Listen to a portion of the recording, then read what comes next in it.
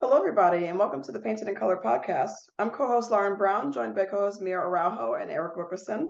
And today we're going to be talking about keeping that stamina and momentum when your work is under siege and when you're working on a big project or if your work is covered by NDA. What do you do when you have to deal with that? How do you handle your personal projects? And how do you handle posting anything on social media when you have nothing to post on social media? We're going to talk about all that and more coming right up. So because you've been working on a project for such a long time that obviously you can't share with anybody, tell me about what that feels like.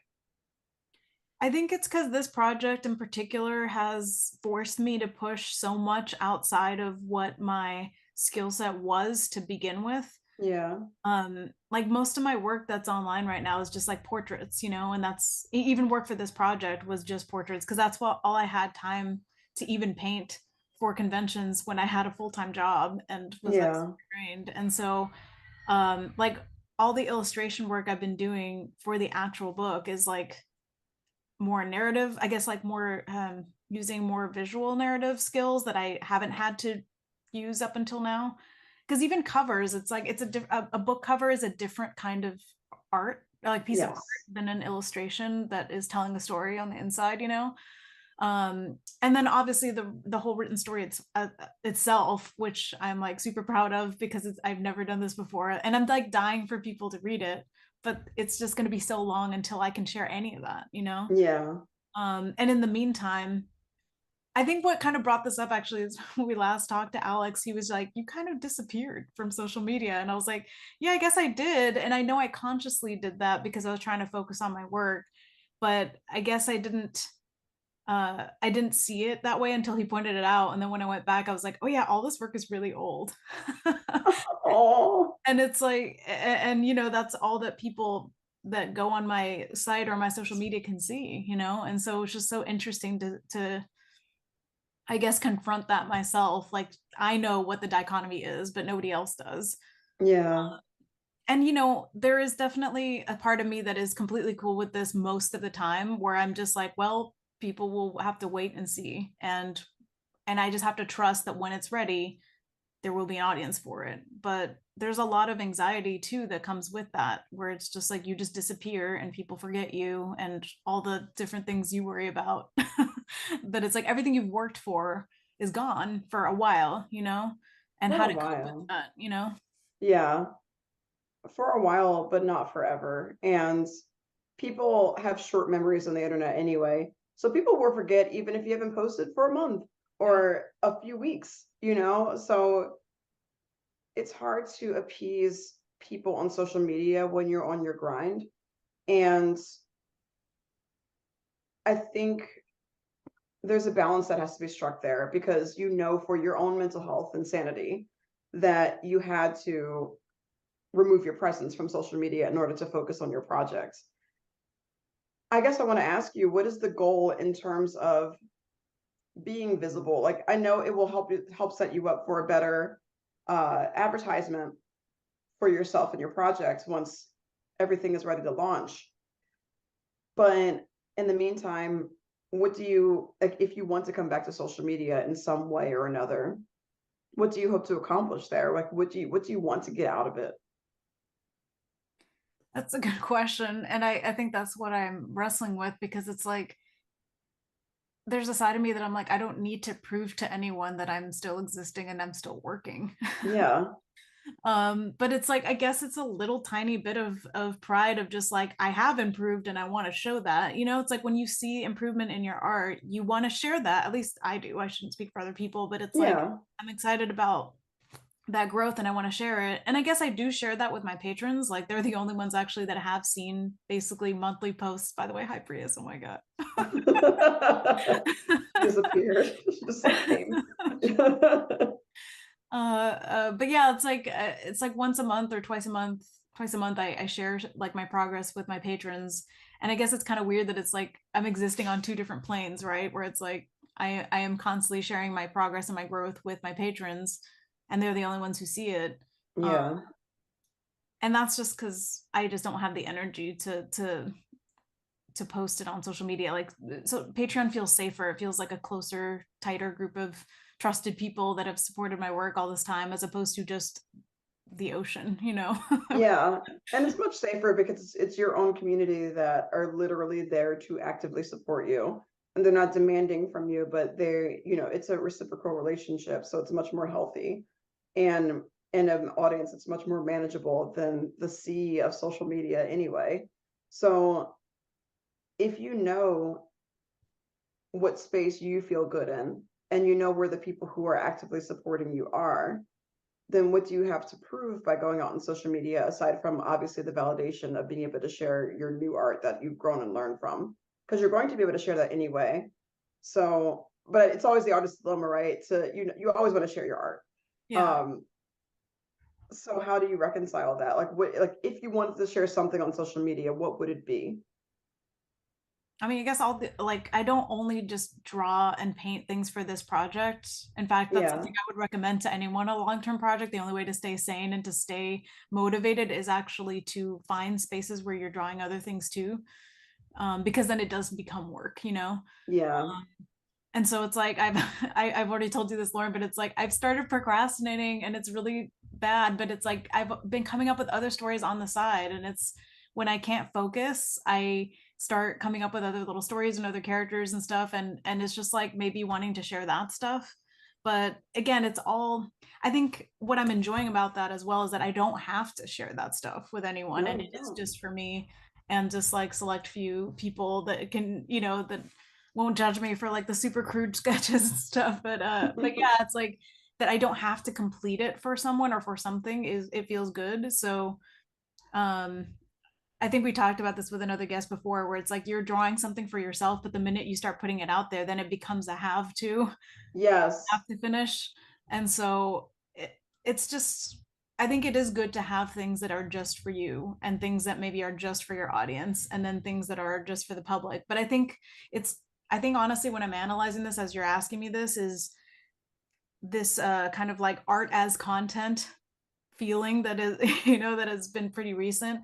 It feels almost like if you're not participating in that, then you're not, I don't know, like there's something missing there. I think in my head that's what it feels like, even though I know that's not true.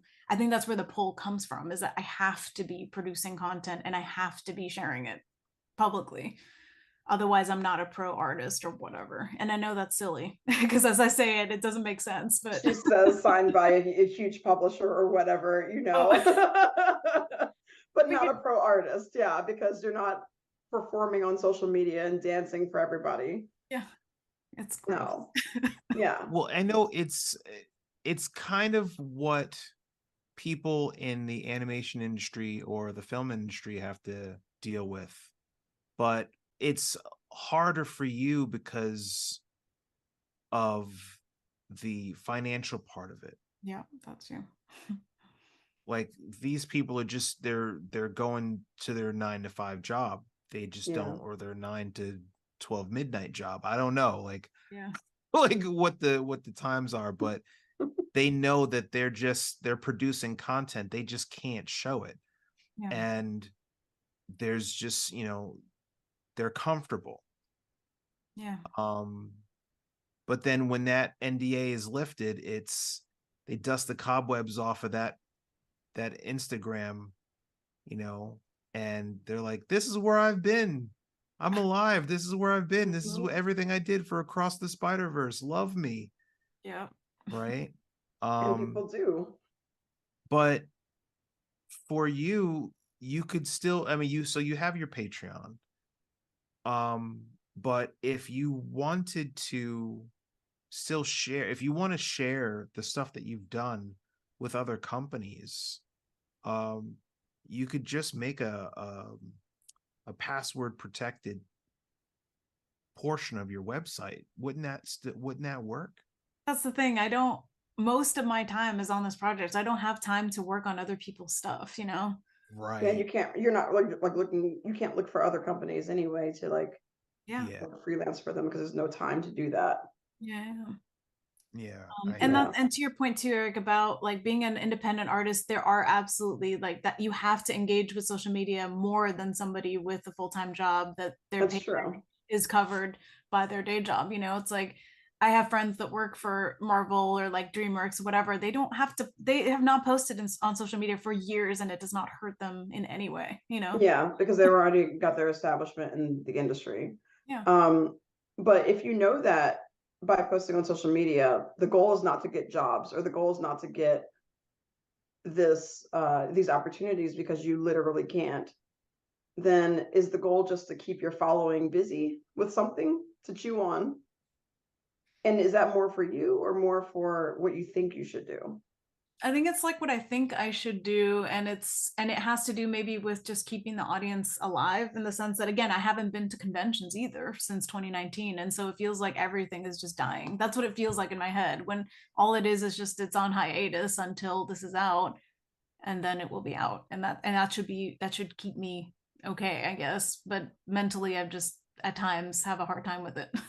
So it's just like more so that you feel like something is judging you for not posting, or that things are going to stagnate. Because what usually happens when you start to post again, especially when you have a big project to post about, and a product that's released because you've been working on it for years, that audience is going, it's not just you like advertising that, it's also whoever's publishing the project is advertising that, and it's going to just actually like be a physical thing that people can have in hand.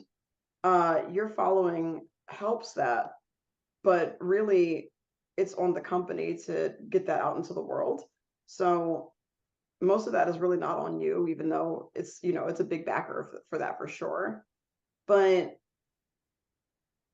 what you think you should be doing, what you're looking for, requires you to post consistently. And I know you don't want to do that. And I think we talked about this a long time ago, where it's like, interact on social media in a way that is right and works for you. Hold on, sorry. Prius. Just fur everywhere. Interacting on social media in a way that is right and authentic for you.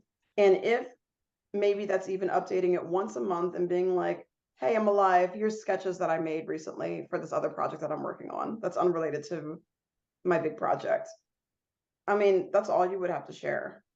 Or just like have like little story updates, or if it's Instagram or Twitter, whatever you want to do, you do it at your own pace, but only if you really want to.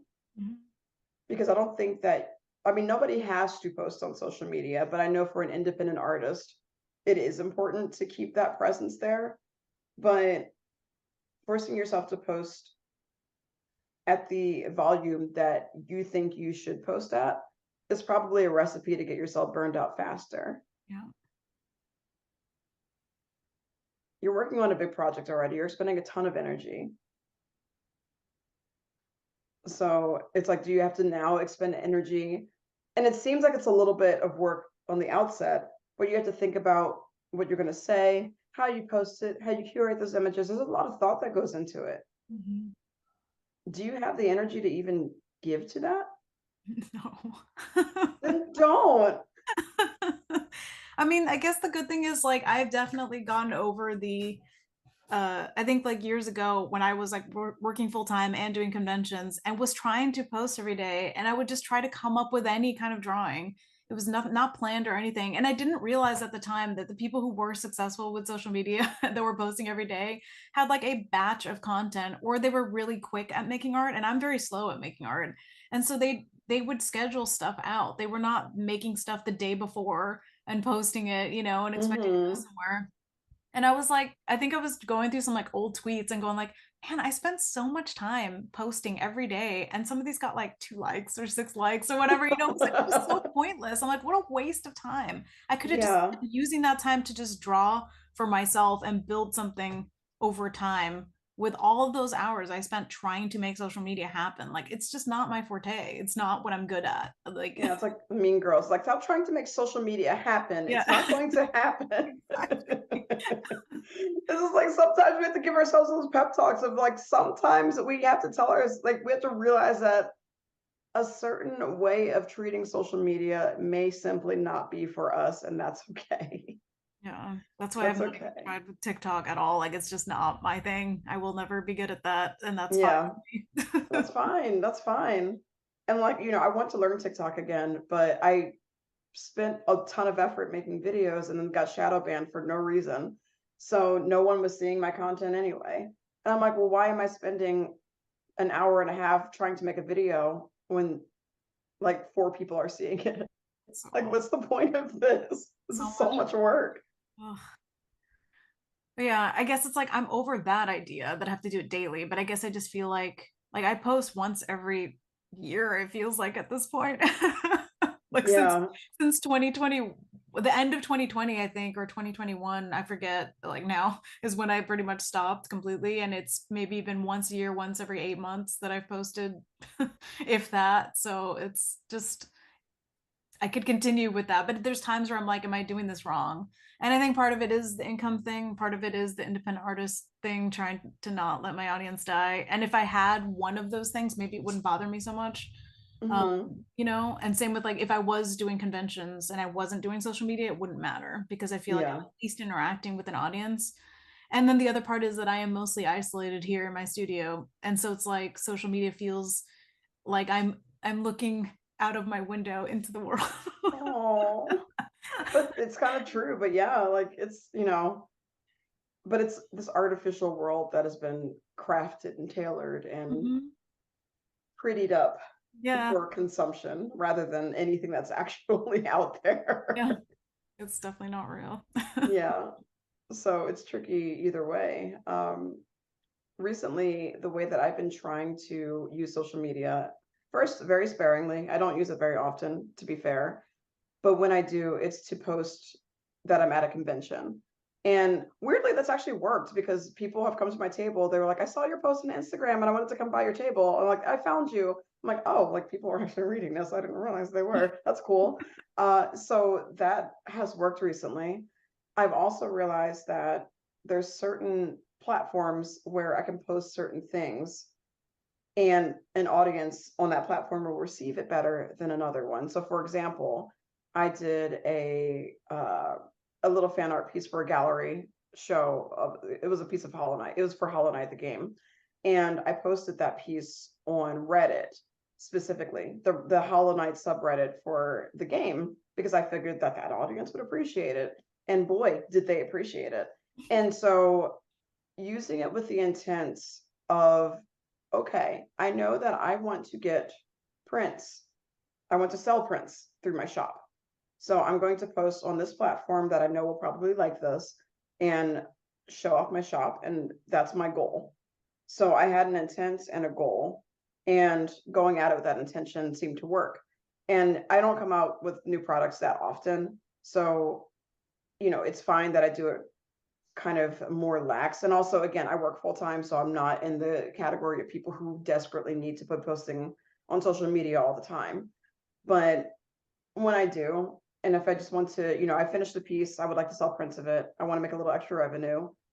That's the way that I try to approach it now because it doesn't strain me.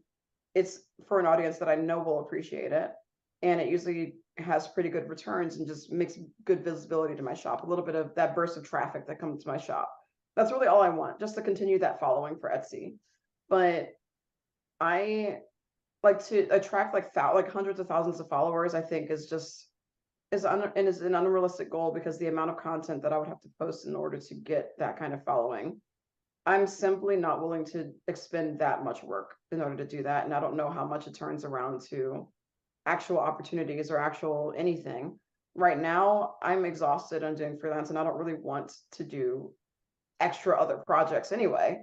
So why would I try to hunt? Like, why would I try to post in a way that would hunt for projects when I don't want them?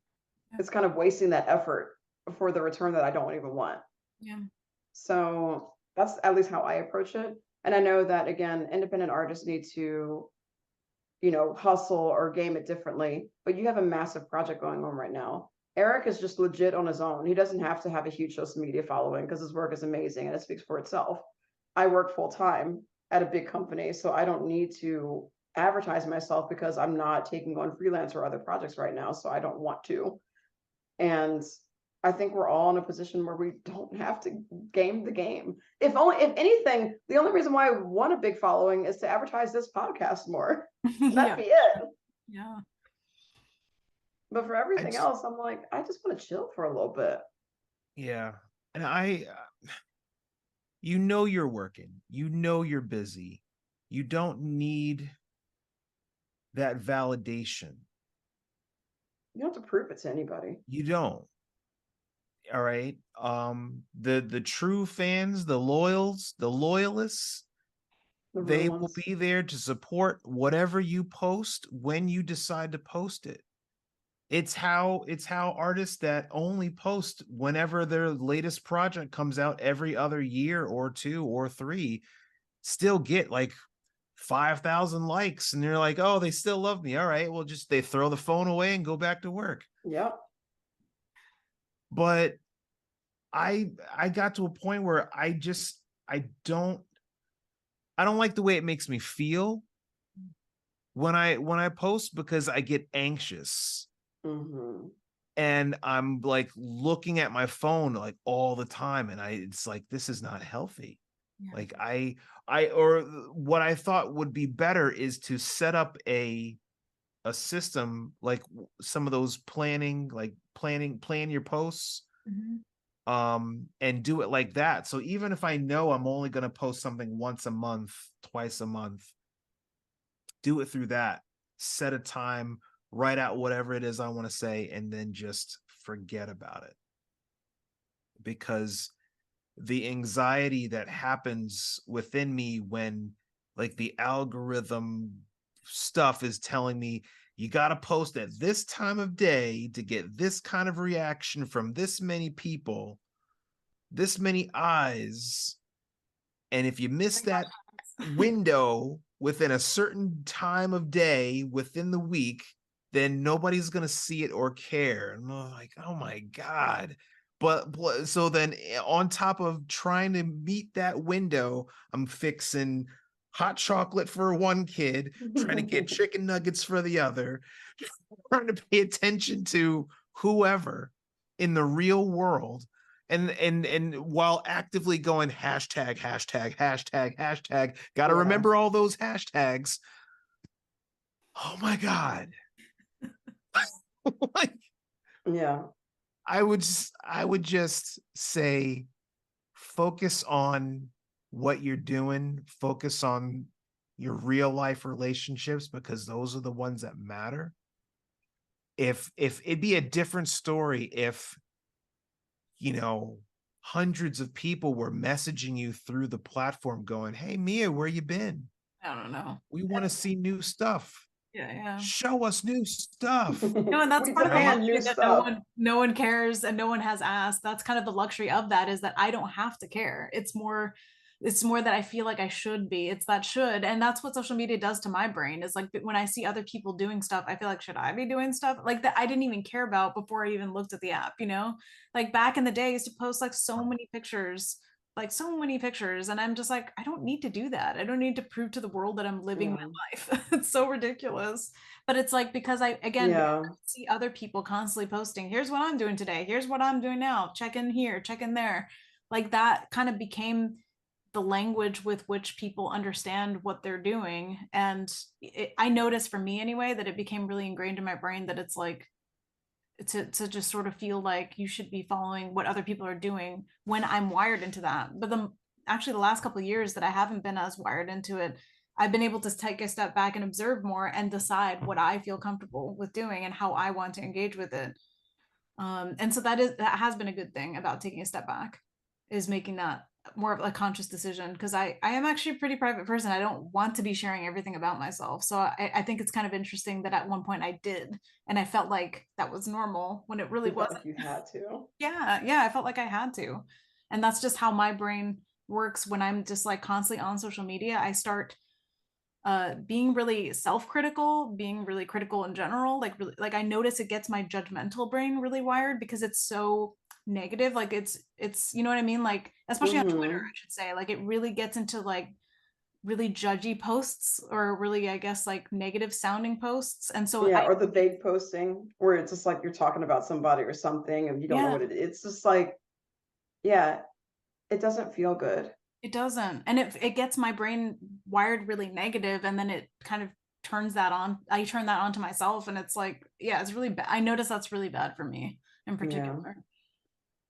I think I stopped being so about social media when I realized that I just wasn't being as present anymore in anything, because every time I was at a place, I would think that I had to take a picture or document or post about it or always have to put my life online.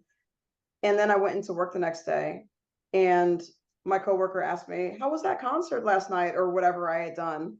And I'm like, "I didn't even tell you about this concert. Why do you know? I don't like that you know about this. I Yeah. wanted to have that conversation with you and not have you find out because I put like, I was like, I don't like how that felt. I don't think I'm going to post about these things anymore. And also, I just want to experience the thing that is in front of my face and not feel pressured to have to document everything for everybody else's enjoyment all the time.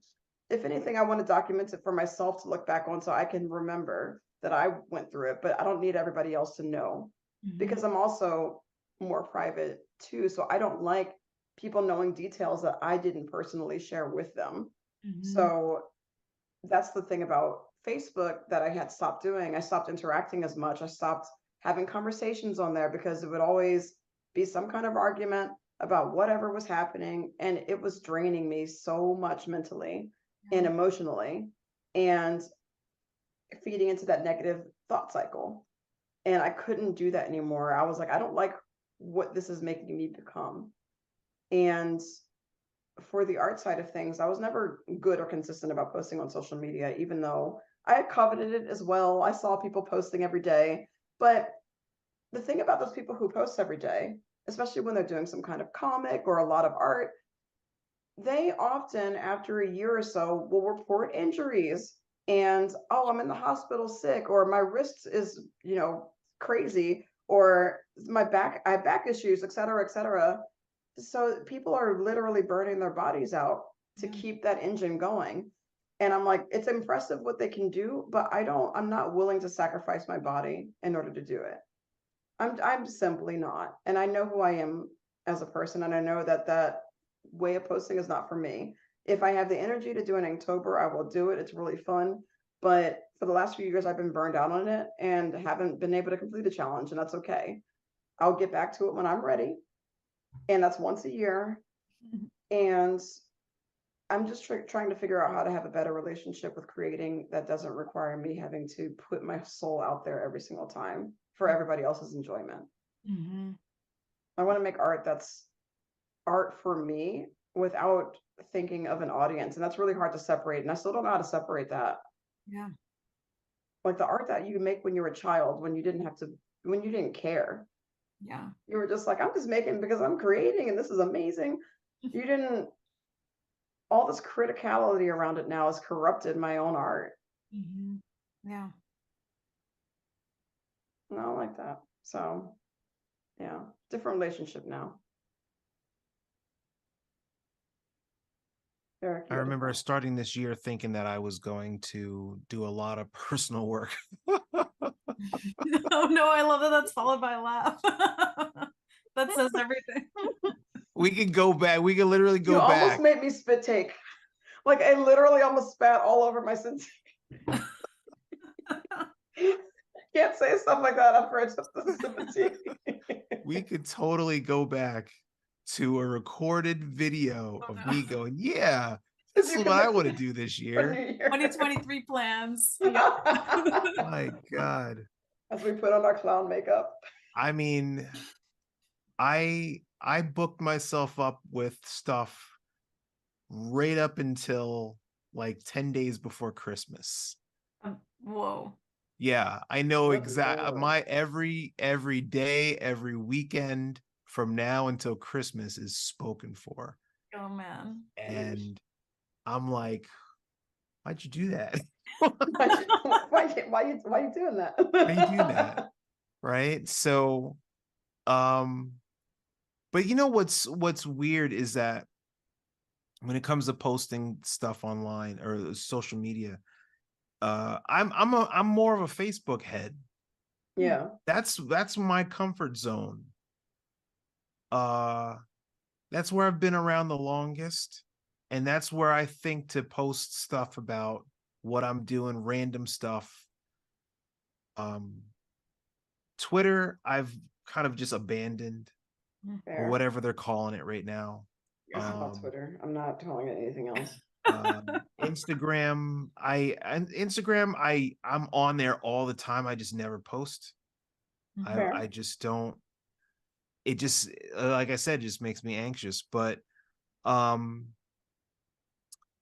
Are you on Blue Sky, or is that the one? no, like every time people come up with whatever happened to Mastodon. Right. Oh yeah, Mastodon's just gone. I don't know what happened to Mastodon. Exactly. I think it's Whenever still around, somebody but it's like I made one post and never went back. I'm like, sorry. Yeah, I've also only No. made one post on Blue Sky so far, Oh, yeah. and I'm like, but I'm still always on Twitter, like looking at things.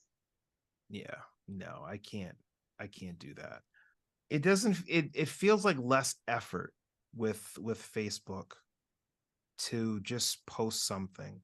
But Mhm. it's isolate. I can isolate a Facebook post to just my friends, Yes. where I don't have to worry about random people that I work with checking in or asking me questions about anything. Now, I had posted that I was going to do a teaching job for a competing online online school, and damn near got fired over it. Oh shit. Wait, really? Like, oh my God, it's like you're legally not allowed. You can work for whoever you want to work for, but you are legally not allowed to promote it online. Oh, what the hell? Really? Like, they can promote it, but I can't promote it. Oh, that sucks. Oh. So I'm like, all right, because some of my students were messaged the head of my department and like, hey, did you know Eric's gonna be teaching for Smart School? And it's like, what? Oh no. So yeah. And I just, after that, I was like, well, the whole excitement over using this platform is kind of dead to me, because you got to watch what you say, you got to watch how you act, you got to watch what you post. Mhm. You got to know the legality of everything. Um, I'm like, Yep. I'm just gonna go over to Facebook. Post just for my friends and family. Just for my friends. Yeah. I hope they don't rat me out. Likely they But won't, because they're dope and you have a curated timeline, I'm sure. my goodness. But yeah. So I don't know. I don't think you're missing anything, honestly. Yeah. Something fascinating about not, I guess not fascinating, about myself at least, that I've observed is that I'm less inclined to spend time doing studies, because that wasn't anything that I wanted to post or could post. So it literally affected how I was learning about art, because I was spending more time trying to make art for social media rather than making art that would help me actively improve in skill. And this was, earlier social media and everything. I don't do this anymore because I don't post anyway, so it doesn't matter. But I had realized that that was also a side effect of social media, was that I wasn't spending that meaningful time doing the things that I know I need to do to get better. And I'm curious if anybody else has observed that, or if I'm just awful, or if other people who may be listening or whatever have experienced the same thing, because it would disincline you to spend that time practicing on stuff that you can't turn into content. And that's also a dangerous thing, because that would cause an artist to stagnate. I have the opposite problem where it's like I live in my sketchbook so much, and that's kind of all I show my patrons is like all my studies. I literally have like Oh, over that's 20, great. 20 sketches every post. It's ridiculous. And it's like, but my problem is that because I'm in the study mode, sketch mode, I actually have a hard time then finishing pieces. And especially because my finished project has been in such a long state of unfinished, I noticed that finishing is actually really, really difficult for me with like in terms of like calling something done, Yeah. because it feels like I'm putting it in stone. And it's like even the paintings in my book that I'm calling finished and that I've moved on from, I have to cover them because if I look at them, I'm gonna want to keep working on them. Like it's Oh my ridiculous. God. So it's like Perfectionist Mia.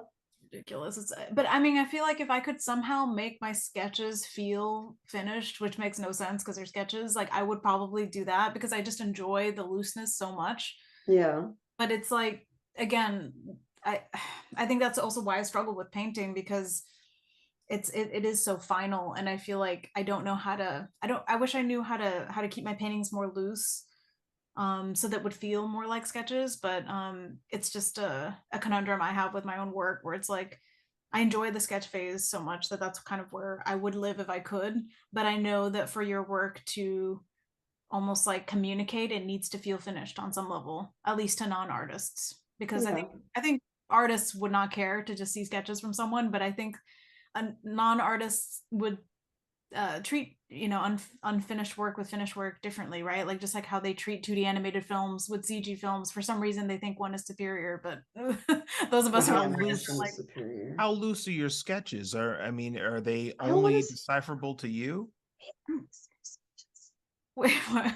Can you show us your sketches? Oh, I mean, gosh, I mean, these are just some that I was just doodling right now. I mean, these are a little tighter. Oh God, Whoa. Wait, turn your blur off I can't. if you can. Oh, you can't. Okay. Oh my God, this is beautiful. But I mean, it's like those are a little tighter, but it's like, man, I have some Wow. chicken scratch ones that are just like, I can't post those. Like, I want to see your chicken scratch ones, please. But see, here's the thing. So Mia, so it's the same thing I tell students who get caught up and they don't know when to stop on stuff. Just set a timer for yourself. Like this face gets 20 minutes. This body gets half an hour. This entire section of the illustration is only getting 45 minutes of my time. And you have to use the right brush, the right settings, the right opacity to, or I mean, you're doing this stuff digitally or you're doing stuff traditionally. Traditionally. yeah. And Okay, so it's so like the I can same. spend so much time noodling, but you're right. I'm so good at like timing myself with my drawings, but not with my painting. So I need to do that. Well, You got to take the same technique over. yeah, that's the same. The same rule applies for traditional media. Um, like for my oil paintings, when I do a magic card, I have to say to myself, all right, remember this is being reduced down to like postage stamp, basically. Do you absolutely need to paint eyelashes on this person? Right? This like hierarchy of importance. So Mhm. you say to yourself, all right, well, I say to myself, all right, this whole section of this piece is getting half an hour, 45 minutes tops. I'm setting a timer. When the timer on my phone goes off, I put my brush down and I step back, and that part of the painting is done. And if I absolutely need to go back into it, I'll give it another 20 minutes, maybe. But that's no more than an hour. Mhm. Is that's it. And then you move on to the next part, and the next part, and the next part. But since it's oils, there's a lot of that build up. You have to keep layering stuff. Mhm. Yeah. And what you're doing this in acrylics. Mhm. So yeah, same thing. You're It does building up, layers, yeah. yeah, building it up in layers. So just attack it. You have to, whatever music, I don't know, whatever you can do, whatever you have to do to move fast. Like I know when I listen to trance music, you get that you know, that get that going. Oh my God, I could paint anything Oh, super fast, amazing. right? Without it, you just put on some smooth jazz and relax in your studio and try to paint. I will fall asleep. I Yeah. will just do these nice smooth strokes. That's why I can't do lo-fi anymore. It's too chill. Yeah. Oh Too no. chill. Oh no. No Yeah, lo-fi when no. you're working. For You me, can it's lo-fi different. when you're reading the newspaper or Right. something Yeah. like that. No, for me, it's like different video game soundtracks will get me in the zone. There you go. Whatever it takes to switch into gear Yeah. and just do it. But yeah. Let yourself just vibe and don't overwork it, Mia.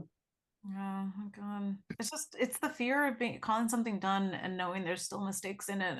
And it's like, I think that's part of like not posting on social media for such a long time. Another piece of it is like when I do finally post, I feel like I put more pressure on myself because like you said, Eric, earlier, the people who can afford to stay away from social media for so long and then do post something and it's like they get 5,000 likes or whatever, they're usually like freaking incredible artists like James Jean or whoever. Wow, imagine if you were not, like also an incredible artist, Mia.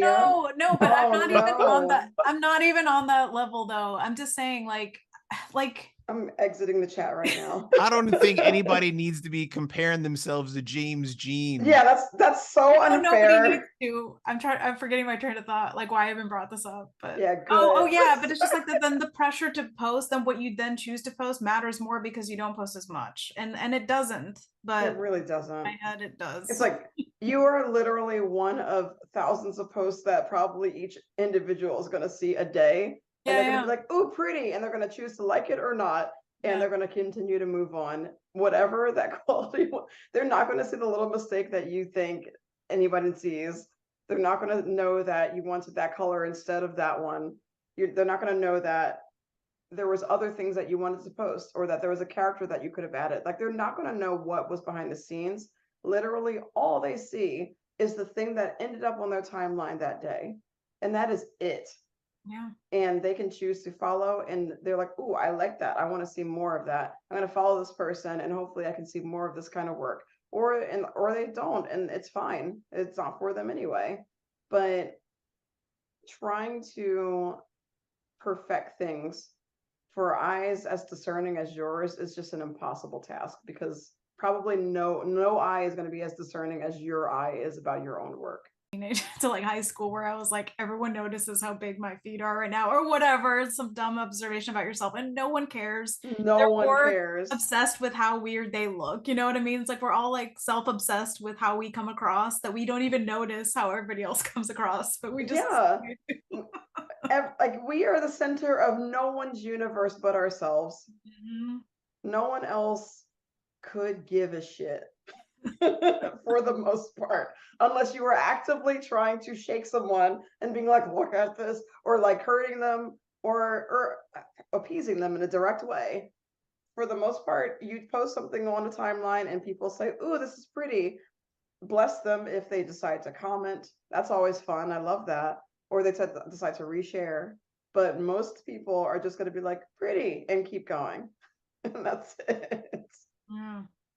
And that's the audience that we're trying so hard to appease. Yeah. I mean, I think you're doing the right thing, Mia. You were on Patreon with the people who literally said, "We care enough to give you money because we like your art that much." Like I think you're putting your energy in the right basket right now. Yeah, for real. Like who cares if you post stuff to people that aren't giving you money? That's like should have shut this whole thing down right from the start when you're like, "Well, my Patreon are the only people that actually get to see anything."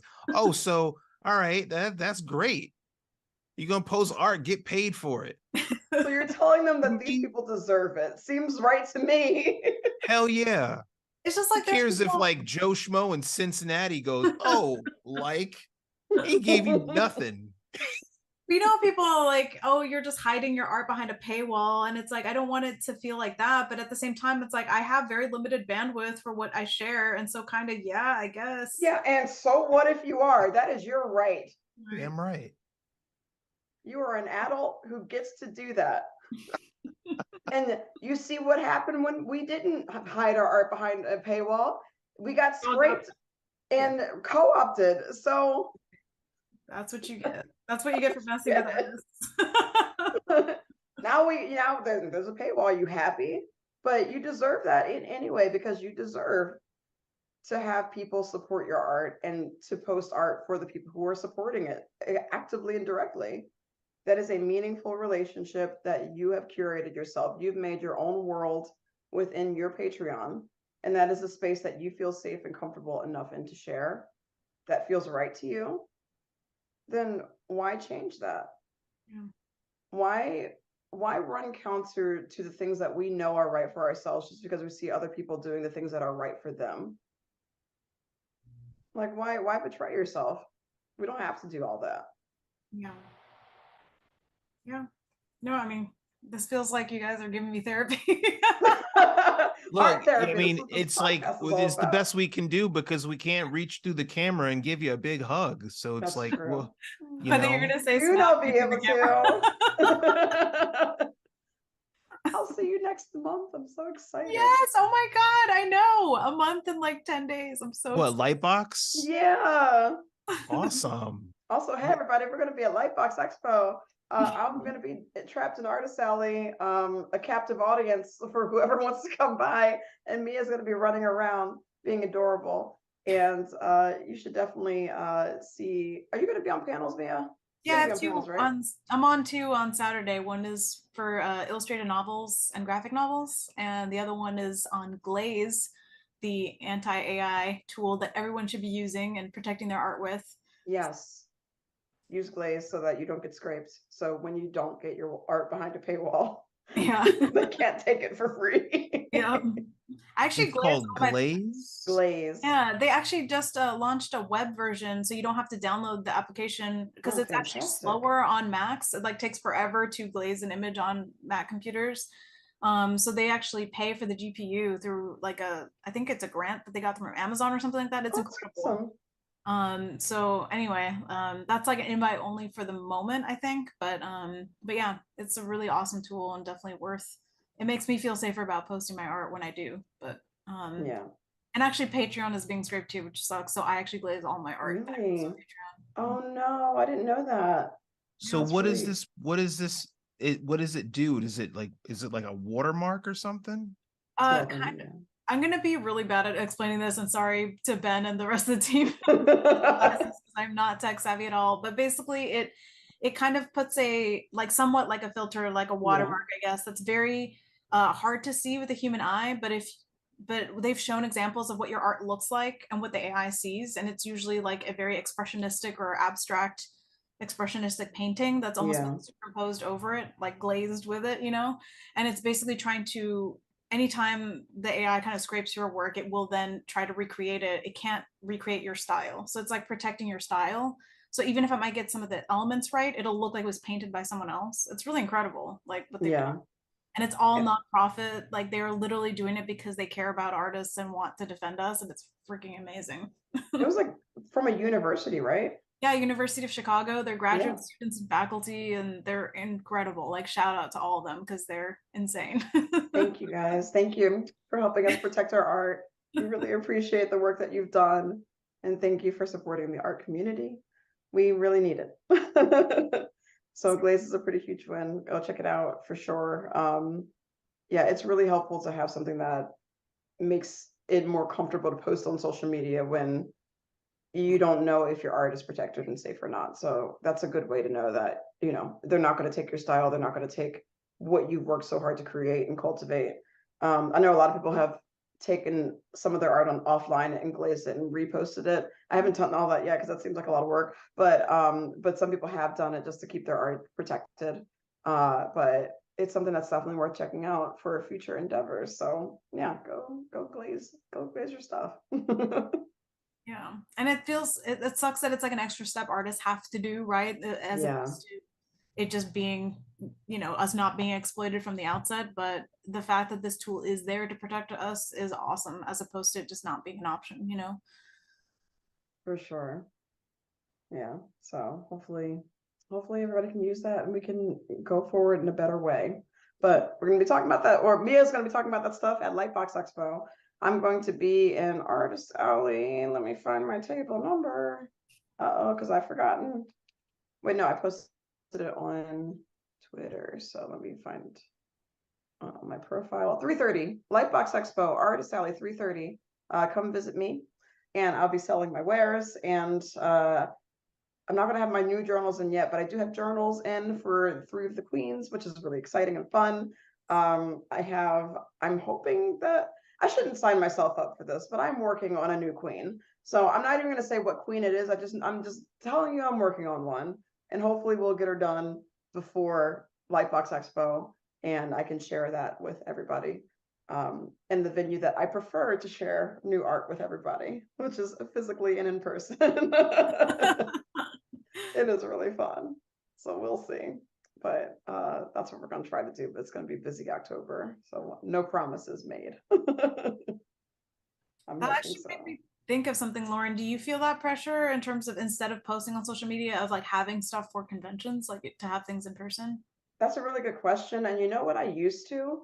I would try to blitz right before a con and have that pre-convention pressure of like, oh my God, there's so much stuff I want to make. I'm going to try to make all the things. And I used to do that year over year for, each convention that I did every year. And then I just got tired. And I'm like, I don't, I physically can't rush myself like this anymore. So I'm not going to.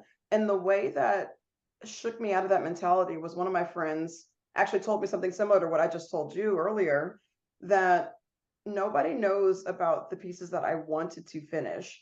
All they see is the things that I brought with me at Yeah. the convention. And that's what they're here to buy. And they certainly buy it. And I'm like, you know what? I have a successful con whether or not I finish that one print that I really wanted to finish. So I'm going to let myself feel better and rest and recharge and let people appreciate the work that I already have. And that's how I approach it. And it's great if I can finish a piece, or if I can go ahead and get new merch out, which I really enjoy doing actually. I like doing new enamel pens or new journals, etc. But I do it at my own pace and I don't try to force it anymore. I very much used to for years and years, and I stopped. I just got so tired. And I mean, it obviously helps doing conventions on the side because it's not a necessity for my survival because I work full time. Um, and I'm sure that if I did conventions full time and was full time independent, I would try to make more, but I would also have time to make more. So by necessity, I already can't. I don't have that much bandwidth to do so. So yeah, I'm trying to pace myself now, and I'm only doing like 3 to 4 cons a year, an amount that I'm happy with. And yeah, it's a better relationship with conventions too. So that's what I'm trying to do. It seems to work. It was a really successful con season this year. So Yeah. I'm happy. That's awesome. Yeah. But that's good stuff. What about you, Eric? Are you going to IlixCon? Yeah, I'll be at ElixCon, and I'm not gonna be selling anything. I'm just it's family reunion time, so Oh, just get to see people I only get to see once a year. Um and ask all the same questions, hang out, and go to bed at like 2 in the morning, just hang out nice. in the lobby, chatting all night. It's Um, gonna be great. I That can't sounds wait. awesome. Yeah. And it's it's a lot more comfortable now that, you know, I don't want to say COVID's behind us, but it's not, mask up, getting nervous when anybody sneezes kind of, vibe anymore. So Hmm. it should be much better. Um but it's always such a blast. And Yeah. it's funny because the older some artists get that I know, you think, well, this might be the last time I ever see this person. Oh, wow. And I don't want you to me to bring it down, bring the conversation down. Oh, he's such a doubter. But No, it makes it it so much makes more me sad. special.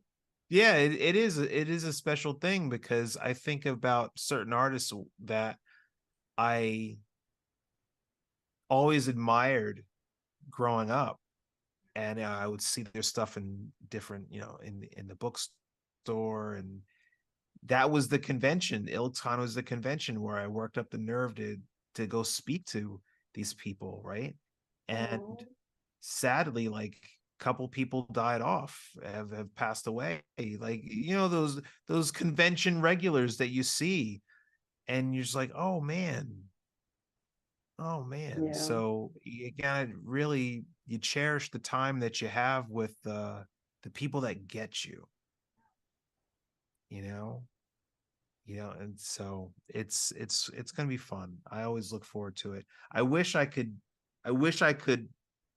participate in one of the art shows, or the main show, but I don't have it like that where I could be away from home for a whole week. Oh, is that what it takes to participate in the main show? Yeah, yeah. I mean, unless you live down the street and you just drive over there, but Yeah, um, yeah, uh, my my kids would drive my wife nuts. yeah. It's like, peace out. I'll see you in a week. Nope. Just like, what? Um, Do yeah. not.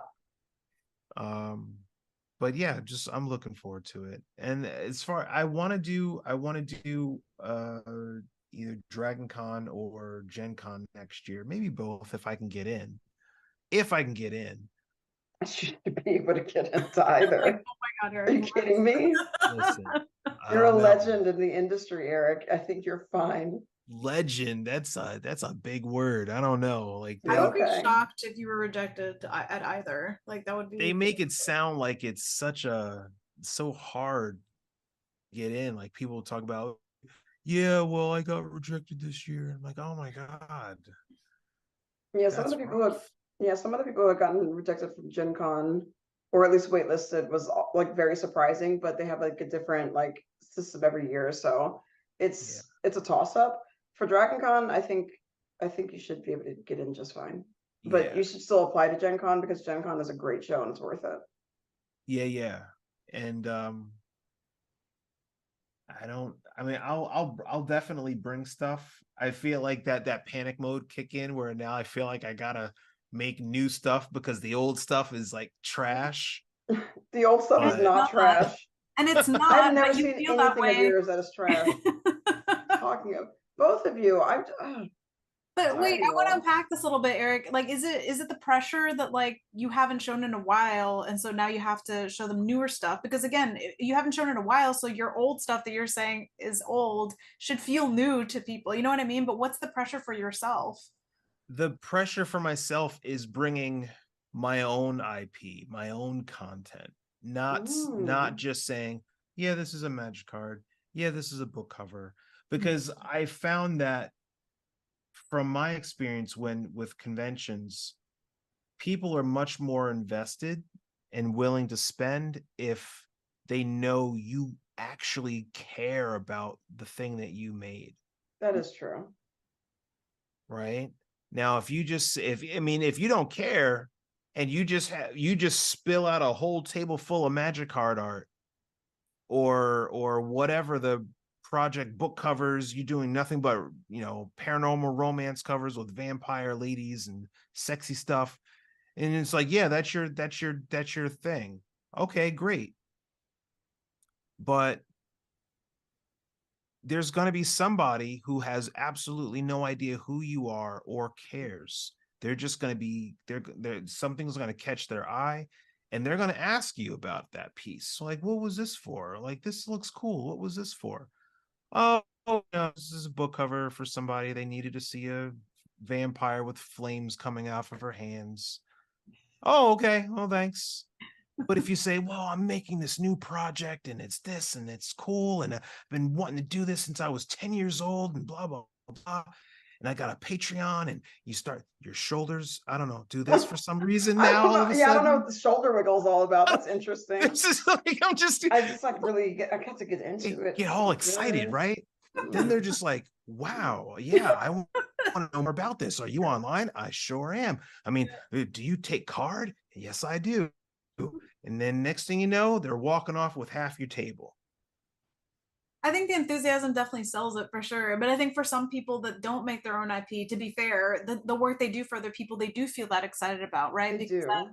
that's they Yeah. say yes to a project that they're like, I really want to pour myself into this. So I think it can work both ways, but I get what you Yeah. mean. It can. I've just seen it go badly Hmm. so many times where the artist thinks that everybody's going to want all those Marvel paintings that they've done, you know? Depends on And the show, right? give Is that a a comic? That damn. does depend on the show. It's all depends on what show you're at. Like if you go to Target New York audience is Comic Con huge. and you've got nothing but a table full of comic book hero fan art, well, get in line because there's like 50 other tables that got the exact same thing, right? They come, so if people walk past your table, they want to see something they haven't seen from those other 49 tables. And that's where that pressure comes in is, oh my God, I should probably do something that I could sit and talk about. Other than, yeah, I accepted the commission, it was cool, and do you want the print or not? Well, like you could, even when people ask you about commission projects, what I tend to do, because if there's anything that I'm actively sharing that was commissioned, it's something that I was into, because I don't share things that I'm not into, I just don't. So, for example, I did a book cover for this book called This Poison Heart.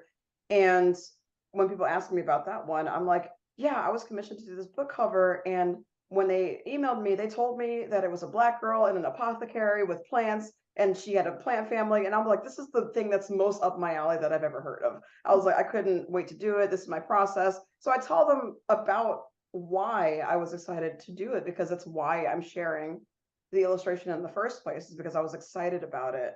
So even when you've been commissioned to do something, there's still excitement and passion that you can put behind it, even if it's not your original IP, as long as you can sell it. Like, it's not even selling it, it's just really me excitedly talking about the thing because I genuinely like it. And that alone sells it. Mhm. But I will say that it also does help to have work that stands out from the crowd, but building your own IP takes so long, and you can't expect to suddenly reappear in the convention scene next year with an entire new body of work. That's just not how it happens. You still have projects to Right. work on. Well, I've also seen artists use their commission work, their professional illustration work, as like leverage to get somebody, like it pulls them in. It's the hook. Yeah, for Pulls sure. people in. Or fan art And is the hook too. then yeah, fan art does the same thing. And when once that person is in front of you, you have a captive audience, and you can say, well, yeah, I do this and it's so much fun, but let me show you what I'm currently working on the side. And then they're like, oh, hey, cool. Yeah, So those kind of conversations are always fun to have with people, and I miss that. they're really fun. It's gonna be So fun getting you back in the con scene. Just don't put a ton of pressure on yourself to try to make a ton of new pieces beforehand. no, Do I what just you want to can. do, honestly, I just want to do like one, Okay, that's reasonable. just one big painting. Ooh. Yeah, just like You knock know, it out with that one piece. I want to go Donato with it, and just show up with a big ass painting Just- and go, goddamn right. It was like you like Here it's it good. is, It's good. right? This is it. I'm selling prints over at my table. Just put a big little sign that says prints available at my booth, right? That'd be pretty badass, Eric. Just appear, just like, I'm back, baby. Here it is. Yep. Awesome. Yep. Just my name, and like no, like the whole pegboard wall, just one piece. Everybody else's pegboard wall is just busy with all kinds. One piece. Mhm. Yeah. How big we talking? Like 20 by 30? 20 by 30. Oh, it's too small. Too small. I'm gonna measure the width of the trunk of my car first. Oh my god. And And that's how then, big the painting will be. Whatever damn canvas right. can fit So back here. we're like, with frame, we're talking, I mean, I would probably do a 30 by 50 inch painting. What? And then with the frame, get a nice size. I mean, there's a piece I've been wanting to do for like 7 years. I did the sketches, I did all the concept work. I started sculpting a maquette. Wow. I shot photo reference of it. So like Drew Baker, Zach Stella's in it. Like there's a bunch of illustrator friends of mine that are posed as reference models Oh for my this God, piece. that's amazing. It's like a huge multi-figure thing. And I've been wanting, I opened up the sketch last night. I'm like, damn, this was gonna be hot. Like, This what is gonna be happened? Oh, hot. right, my career kicked into gear. Which is also a good thing. Yeah, But what a good problem to have. yeah, right.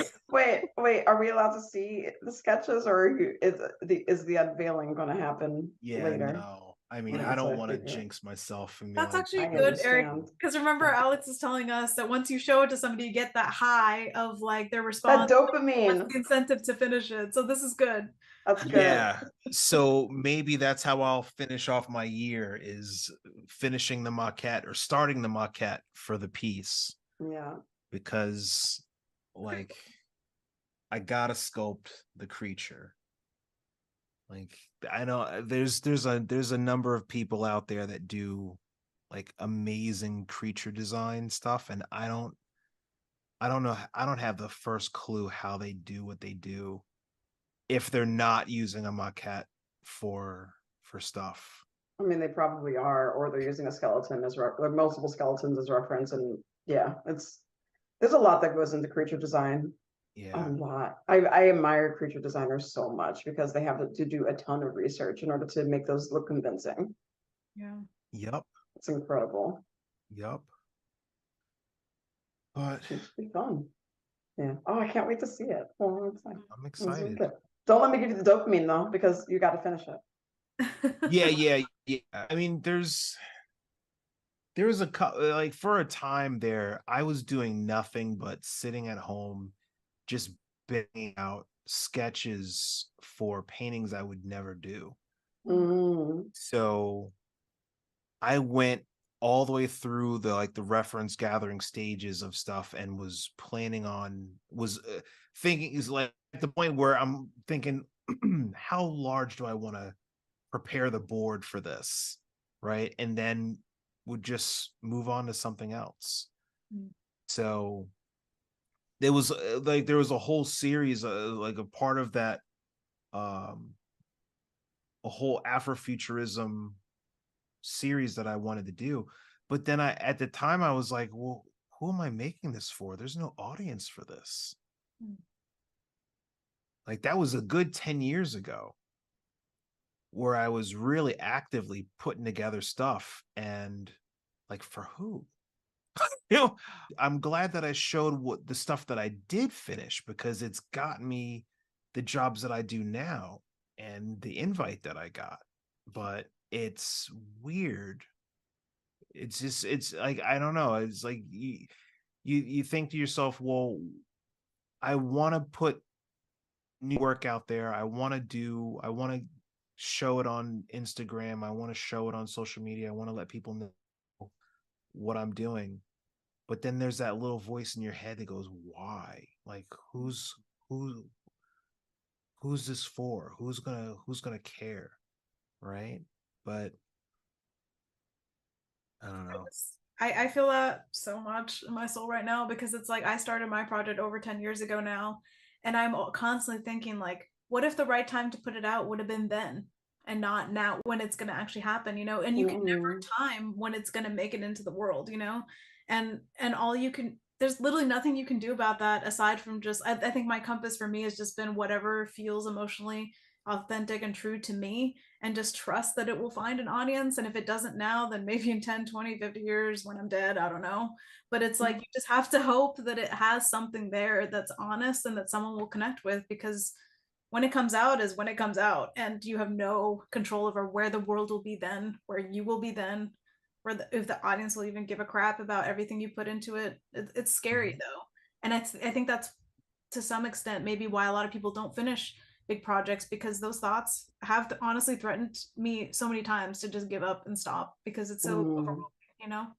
So for anyone that's going through that, it's a very real fear. So just keep going and just trust yourself. Trust that what you have to say at least is worth making for yourself or for the people that connect with your work already. Like you guys were telling me with my small group of patrons, I at least know that they will care about what it is that I make, and that makes a big difference. So yeah, it's just like, even if people expect a huge project it's like, oh, this is my magnum opus, this is going to reach all these people and blah blah blah, and if anybody sees it and resonates with it in a meaningful way that helps them or connects them or just inspires them, then you will have done something.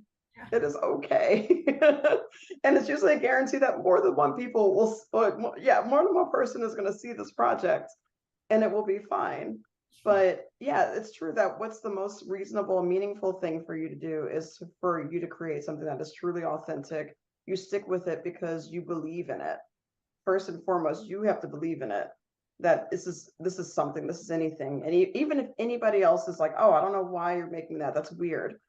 You're making it for a reason. That's why you stick with it for so long. That's why we think of these things for 10, 20 years, 30 years, because it's a message that only you can tell. It is a story that only you can tell. It is coming from your brain. So let it fly. And that's hard to do. And it takes a lot of energy and willpower and struggle to stick with it, because every day is not going to be sunshine and daisies. Oh no. There's a lot of dark days where you're just like, I don't even want to get out of bed. I have to look at a painting and finish it. That's crazy. This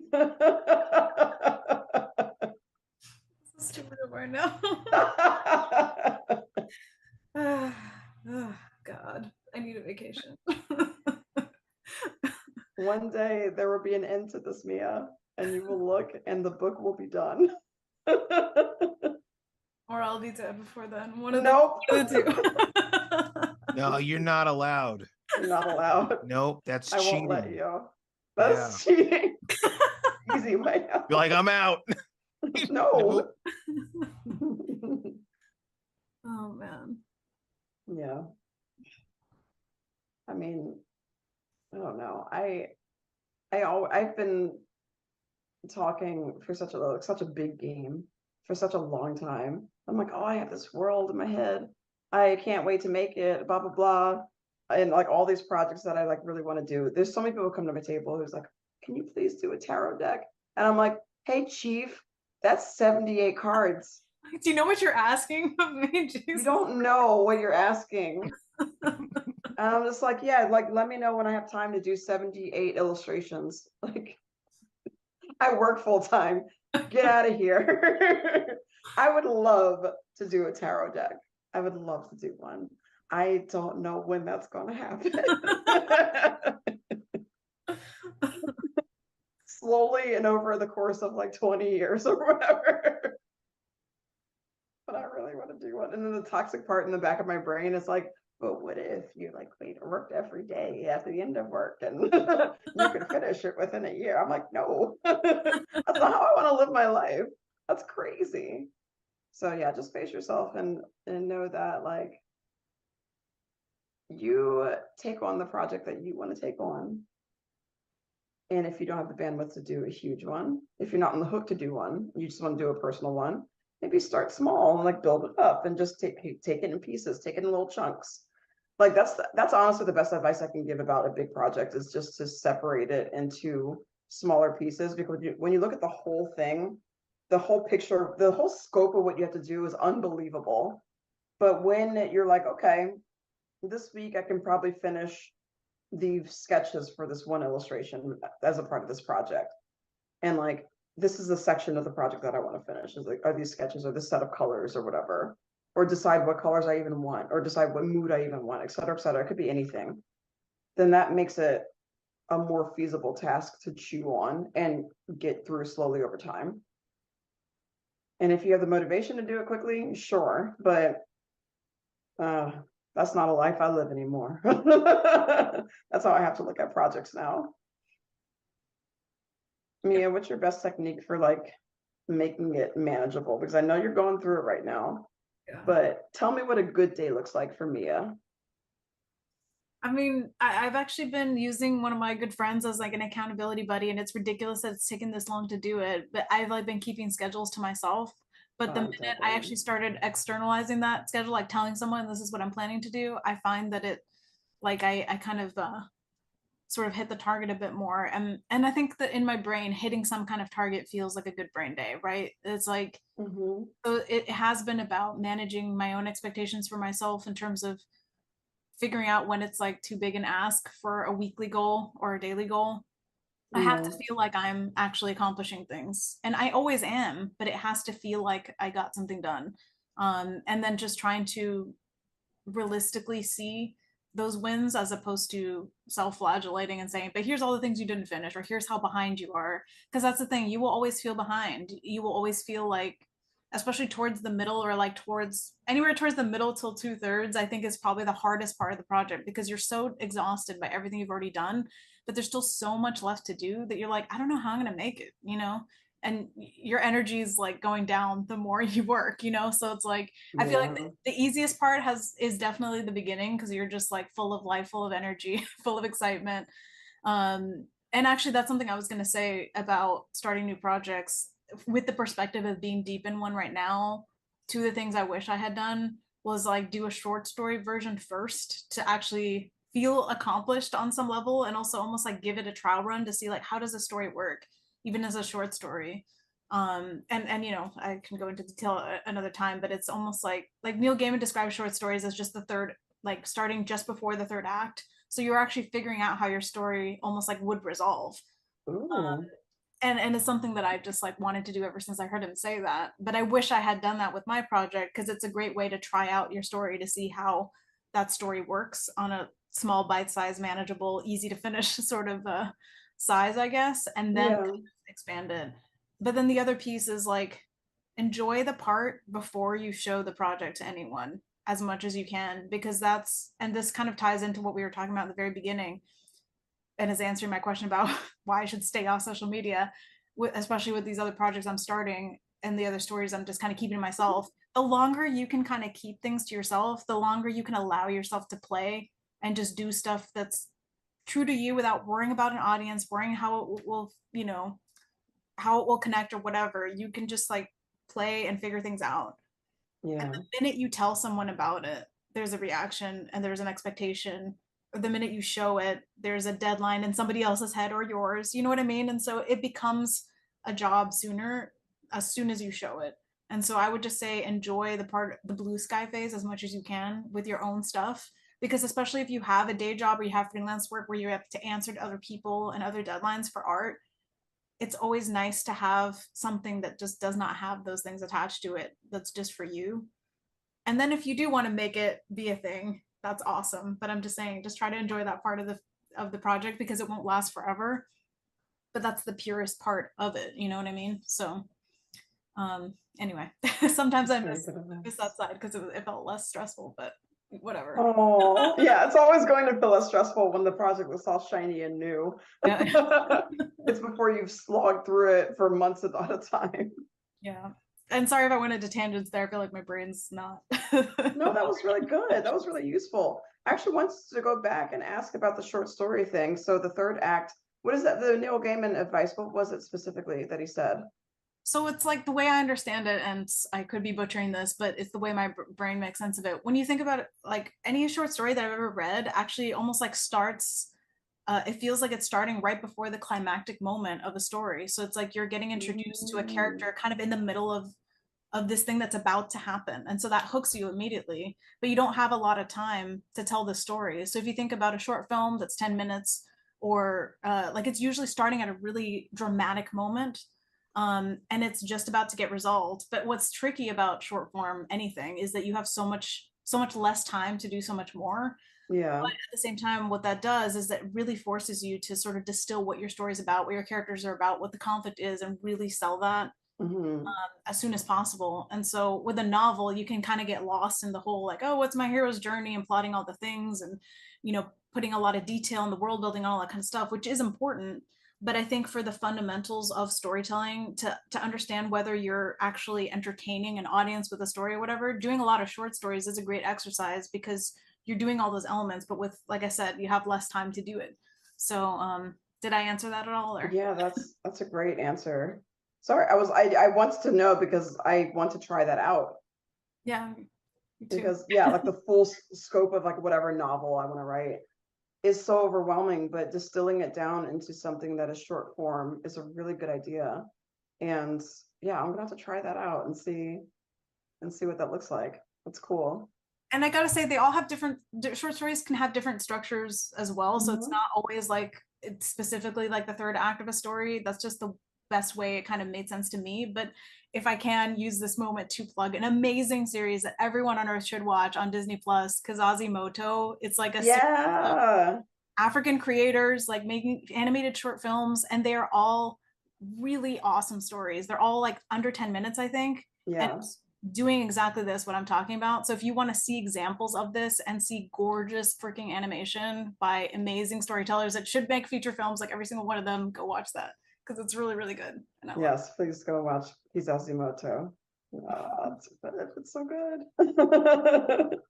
But seriously, Yeah. though, even talking to you to this whole hour and a half that we've been chatting, I honestly feel so much better than we started. So thank you. And I hope that anyone listening that's in this similar boat to me has felt the same way. It's been really, really helpful. And yeah, thanks, guys. It is a Herculean feat that you are doing right now, Mia, and you're persevering despite how hard it is, and I'm proud of you. So, So you got this. I have utmost faith in you, and it's going to be incredible. thank you. I can't wait to hug you next month. Oh my I'm god. going to give you the biggest hug, Mia. It's been 4 years. It's been 4 years. Wow. You guys haven't seen Cruelty. each other in 4 years. 4 years since 2019. Yeah. Wow. I'm gonna Yeah. cry. I'm just telling you right now. I'm gonna be a mess. So I'm Oh, for sure. I'm also planning to be a mess. It's okay. And we can be a mess together, and it's going to be wonderful. I I can't wait. can't wait either. Oh my gosh. Oh my gosh. Well, for anybody listening, I hope this episode was helpful. I hope that if you're going through it, if you're hoping to start a project, if you're in the middle of a project, if you have dreams of a project one day, or even if you're watching other people do a project, I hope this helped a little bit to increase your understanding about what it's like to go through this. That if you're struggling, you are not alone in your struggles. Everybody has a hard time dealing with any long-term anything, because it is a marathon, not a sprint.